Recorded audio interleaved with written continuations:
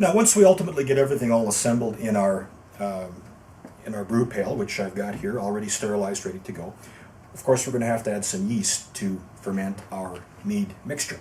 Now, what I'm using today is number 4632. It's called a Dry Mead yeast, and this comes from the good folks at Wyeast.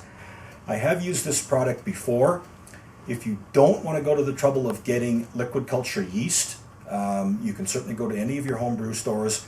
Any of the dry powdered yeast that they typically have for making wine will suffice, because remember that our starting gravity in a mead is going to be a little bit higher than your starting gravity for your typical beer. So, as I say, you can either get a liquid culture dry mead yeast, or you can get something from a local brew store, which will thrive well in a slightly higher alcohol environment, such as a wine yeast. Now, I've got some water in my brew kettle here, 1.5 gallons, and to that I'm now going to add my honey. And I'm just going to reach down here and grab my pail of honey.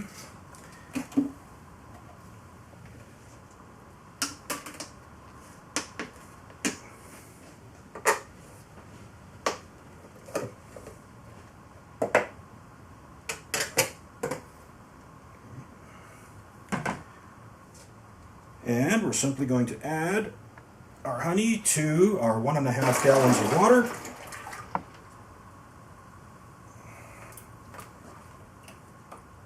I've got a sterilized stainless steel spoon. I'm just going to use that to capture any last remaining bits that are in my pail here.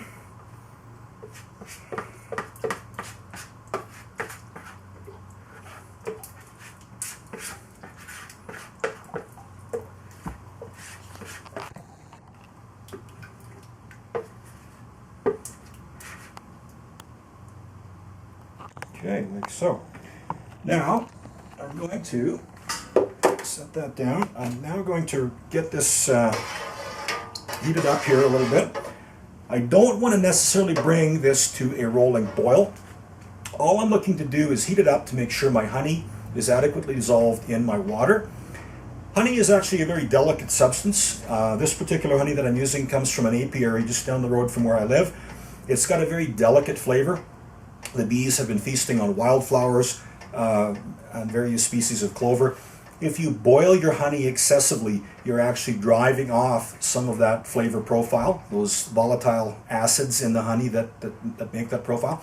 So as I say, you just want to heat it up to make sure that it's adequately dissolved in the hot water. And at that point, we're going to start to add our fruit juices.